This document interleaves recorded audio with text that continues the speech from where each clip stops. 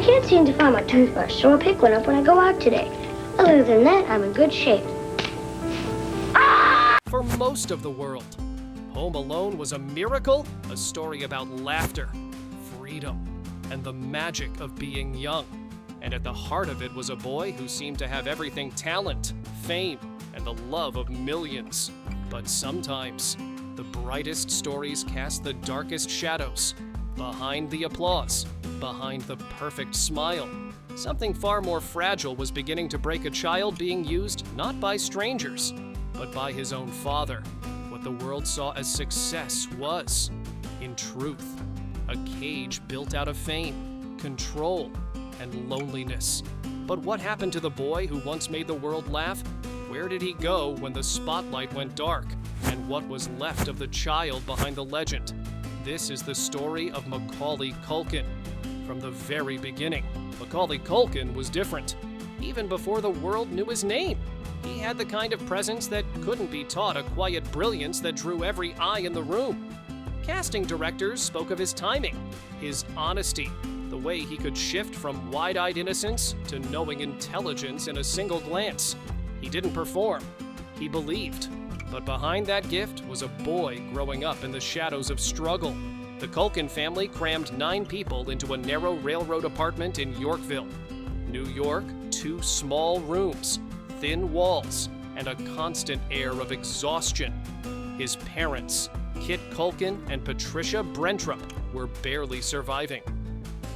Kit, once a stage actor who had shared scenes with Richard Burton and Laurence Olivier, carried the bitterness of a career that never became what it promised. When his children began acting, his ambition found a new vessel: his son. At 4 years old, Macaulay was pushed onto the stage, not to chase dreams, but to help pay rent.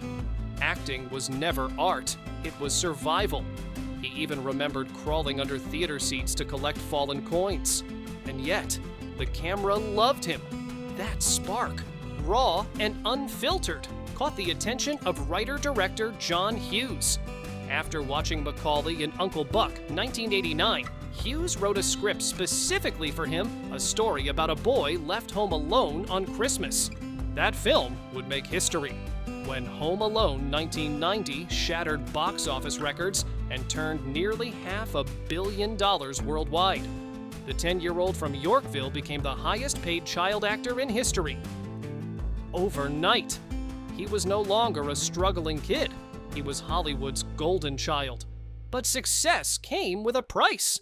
Kid Culkin became not just a manager, but a tyrant controlling contracts, sets, and even his son's private life. What the world saw as a fairy tale was, behind closed doors, a form of captivity, a father living through the fame he never earned, and a child performing a life that was never truly his own. For Macaulay Culkin, the rise was dazzling, but it was never really his. It was the beginning of a performance he would spend years trying to escape. By the early 1990s, Macaulay Culkin wasn't just a child star, he was a cultural phenomenon. His face was everywhere on movie posters, lunchboxes, talk shows, and magazine covers. He wasn't simply acting in Hollywood, he had become Hollywood's most recognizable child, the embodiment of a generation that believed wit could outsmart the world. After Home Alone shattered records, studios scrambled to recreate its magic. In My Girl, 1991, Macaulay revealed a depth that went far beyond slapstick. His quiet sincerity and the devastating innocence of his death scene proved that he wasn't a one-note wonder. That same year, his paycheck surpassed $1 million per film, a staggering sum for a boy who hadn't yet turned 13. Then came Home Alone. 2 Lost in New York, 1992, with a $4.5 million salary plus profit shares. Macaulay became the highest-paid child actor in history. The sequel earned more than $350 million worldwide, and the kid from a cramped Yorkville apartment suddenly stood at the center of a billion-dollar empire. By every measure, he was the most powerful child in entertainment. At his peak, Macaulay wasn't just famous, he was symbolic. He represented freedom, cleverness, and rebellion without cruelty. the kid who could outthink adults yet never lose his warmth. To fans, he was the ultimate dream. To parents, a safe kind of mischief. To studios, a guaranteed return. For a brief, glittering moment, Culkin meant success. But behind the cameras, that success came with a cost. The busier his schedule grew, the smaller his world became. School disappeared, friendships faded. His life turned into a carousel of sets, contracts, and adults whose paychecks depended on his performance. The boy everyone adored slowly became an asset to be managed. Still, his dominance was absolute. From Home Alone to My Girl, The Good Son, and Richie Rich. His films defined the family genre of the early 90s and grossed hundreds of millions worldwide. Hollywood couldn't get enough of him or of what he represented innocence that sold. But fame built on perfection is always fragile. As the spotlight burned brighter, the shadows lengthened. To the world, Macaulay Culkin had it all: wealth, power, adoration. What they couldn't see was the toll it took, the exhaustion, the control, and the tightening grip of a father who saw his son less as a child and more as a second chance. For a fleeting moment, he seemed untouchable, a boy who had conquered the adult world. But even then, the cracks had already begun to show, and when they broke, the fall would be just as extraordinary as the rise. At the height of his fame, Macaulay Culkin seemed to have everything: success, money, and the world's affection. But behind the scenes, the same forces that built his empire were quietly pulling it apart. What looked like a dream from the outside was, in truth, a family held together by fear, control, and exhaustion. A ticking clock hidden beneath the applause. The first cracks appeared softly, almost imperceptibly. On set, Macaulay worked grueling hours under impossible expectations. His father, Kit Culkin, had become infamous in Hollywood for his volatility negotiating contracts with aggression, alienating producers, and controlling access to his son so completely that even directors struggled to speak to Macaulay directly. At home, that dominance became suffocating. Patricia Brentrup, his mother, later called life under Kit's rule a reign of terror, marked by manipulation, intimidation, and bursts of violence. As the profits grew, so did the pressure. Kit saw his son less as a child and more as the vessel of his own frustrated ambitions. Every film became a contest of authority, every smile, every line delivered on cue, a performance of obedience. The boy whose face adorned billboards across the world had almost no say in the direction of his own life. By 1993, when The Good Son hit theaters, something darker had begun to surface both on screen and within. His portrayal of a cold, calculating child felt unnervingly authentic, as if the role mirrored the turbulence brewing behind closed doors. The film was meant to redefine him beyond the cute kid stereotype, but it also revealed a deeper unrest, the exhaustion of someone too young to carry a life that wasn't his own. Then came 1994, the year everything began to fracture. A string of underperforming films, from Getting Even with Dad to The Pagemaster and Richie Rich, marked the end of his box office reign. Audiences moved on. Hollywood's golden child was growing older, and the industry that once adored him no longer knew what to do with him. For a boy whose value had been tied to ticket sales, that silence was devastating. At home, things collapsed entirely. The Culkin family, once united by necessity, now disintegrated under the weight of ego and money. Kit and Patricia's relationship devolved into public screaming matches and bitter custody battles, not over love, but over millions. In later years, Macaulay would summarize it bluntly: "They weren't fighting for me. They were fighting over my money." The warning signs had been there all along in his father's temper, his mother's fear, his own growing detachment. But few wanted to see them. To the public, he was still the mischievous boy who outsmarted burglars and smiled on cue. Yet behind that familiar grin, the light was dimming. Macaulay Culkin was no longer playing Kevin McAllister. He was living a different kind of entrapment, one without an escape plan. By 1994, the story that had once captivated the world had begun to crumble in the space of a single year. The boy who had been Hollywood's most bankable star became its most exhausted. 3 consecutive films, Getting Even with Dad, The Pagemaster, and Richie Rich underperformed at the box office, signaling the end of an era. The studios that had once fought for him suddenly went quiet. For the first time, the world didn't need Macaulay Culkin. But behind the career decline was something far more destructive: the implosion of his family. His parents' relationship had disintegrated into shouting matches, legal battles, and public scandal. His father, Kit, once the gatekeeper of his success, had become an emblem of abuse and control.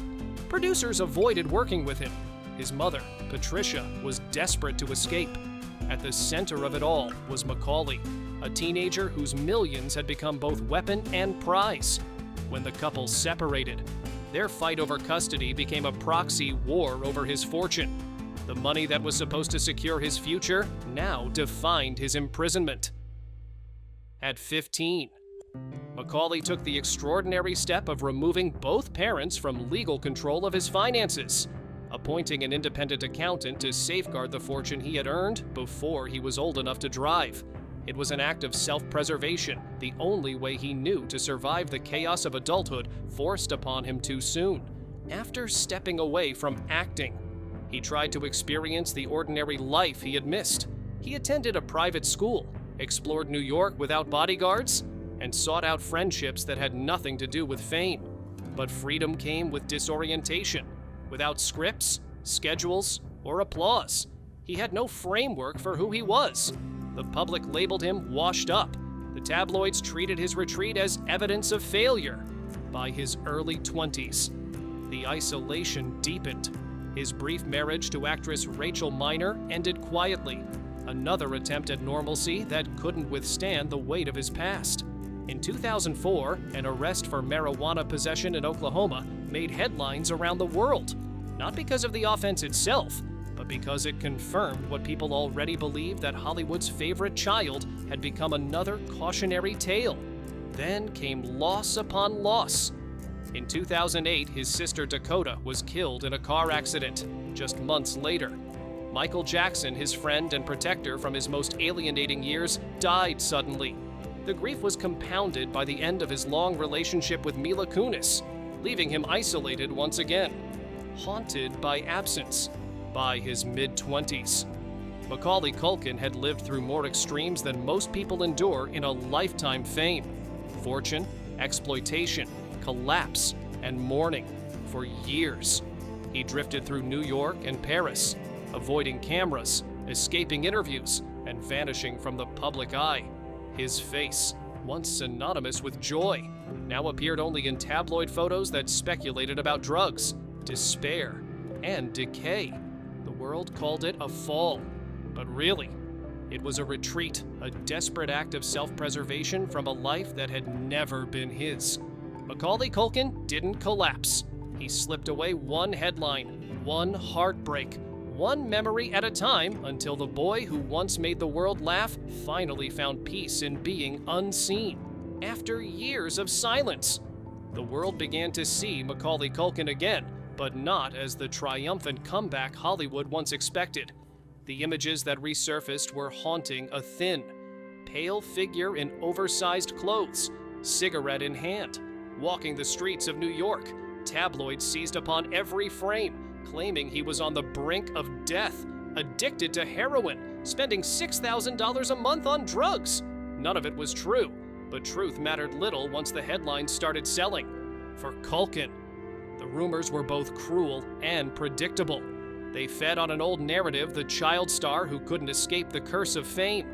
Yet behind those headlines was a man who had simply chosen to disappear. He wasn't unraveling, he was retreating. In the chaos of gossip, he found anonymity. Paris became his sanctuary, a city where he could walk unnoticed, where no one called him Kevin. He began experimenting with art and music, forming a satirical band called the Pizza Underground that reimagined songs by the Velvet Underground into pizza-themed parodies. It was absurd, irreverent, and deliberately unserious, a creative rebellion against the industry that once owned him. Critics dismissed it as a joke, but for Culkin, that was the point. He was mocking the very machine that had consumed his childhood, refusing to play its game ever again. In 2018, he launched Bunny Ears, a comedy website and podcast that parodied celebrity culture itself. Through humor, he took back control of his image, turning his past into material rather than shame. He invited guests like Lizzo and Tony Hawk, blending sarcasm with sincerity, proving that his intelligence and wit were intact.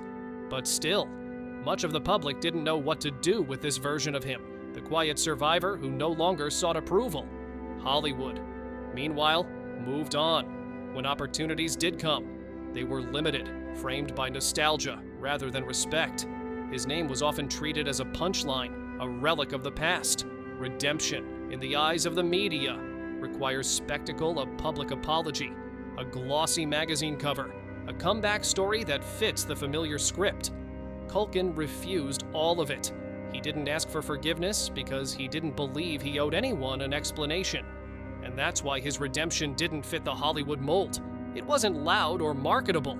It was quiet, private, and deeply human. He didn't chase fame again. He redefined what success meant. To some, it looked like failure. To him, it was survival. Macaulay Culkin wasn't trying to reclaim his crown. He was learning, for the first time, how to live without it. By the time the noise quieted, Macaulay Culkin had already begun building a different kind of life, one that didn't rely on applause. The world had stopped chasing him, and for the first time, that silence felt like peace. He no longer needed to be seen to exist. He only needed to be free. In 2017, he met actress Brenda Song on a film set. The relationship that followed was steady, private, and remarkably ordinary, a word that had once felt unreachable to him. Together, they built a home, away from the industry's spotlight. In 2021, they welcomed their first son, Dakota, named after his late sister. A year later, they became engaged and later had a second child. For a man whose childhood had been defined by loss and instability, this was his quiet restoration, a family built not on fame or control, but on safety. Fatherhood became a mirror for everything he had endured. He often spoke about using his past as a guide for what not to repeat. He wanted his children to grow up knowing choice, privacy, and love without conditions, all the things he was denied. It was a reversal of his origin story. Proof that healing sometimes means rewriting the script entirely. In 2021, he returned to mainstream acting with a supporting role in American Horror Story double feature. The performance was understated but powerful, a reminder that his talent had never left, only been overshadowed by myth. Audiences and critics praised his restraint and self-awareness, noting how different he seemed. It wasn't a comeback, it was a reclamation. Today, Macaulay Culkin exists in a space few child stars ever reach contentment without spectacle. He's neither chasing redemption nor haunted by collapse. He's simply living, creating art when he chooses, raising his children, maintaining his humor, and engaging with the world on his own terms. His story is no longer about the fall of a celebrity, but about the cost of early fame and the resilience it takes to survive it. In the decades since Home Alone, Hollywood has continued to create and consume young stars, often repeating the same patterns that nearly destroyed him. But Culkin's journey stands as a quiet reminder of what happens when the performance ends and the person underneath finally takes the stage. The lesson is not just about survival, it's about ownership. Ownership of one's story, one's image, one's life, after decades of being defined by others. Macaulay Culkin finally defined himself. In the end, the story of Macaulay Culkin isn't about tragedy, it's about transformation. He was once the most famous child in the world, a boy who made millions laugh and, in the process, lost control of his own life for years. The world only saw one side of him, the clever face pressed against a frosted window, the mischievous grin that defined an era. But behind that image was another child, unseen and unheard, quietly trying to survive the weight of everyone else's dreams.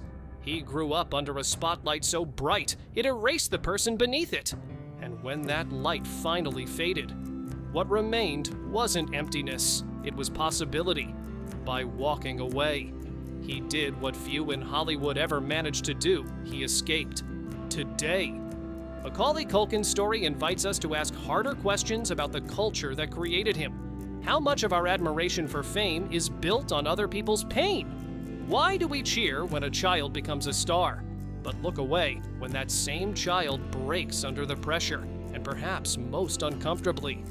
Do we mistake survival for failure simply because it happens off stage? From adored to abandoned, from product to person. His journey reveals a truth that every generation of fame must relearn, that success without autonomy is just another form of captivity. Macaulay Culkin didn't fall from grace. He simply stepped out of a role that was never written for him to play forever. And in doing so, he found something far greater than fame. He found himself.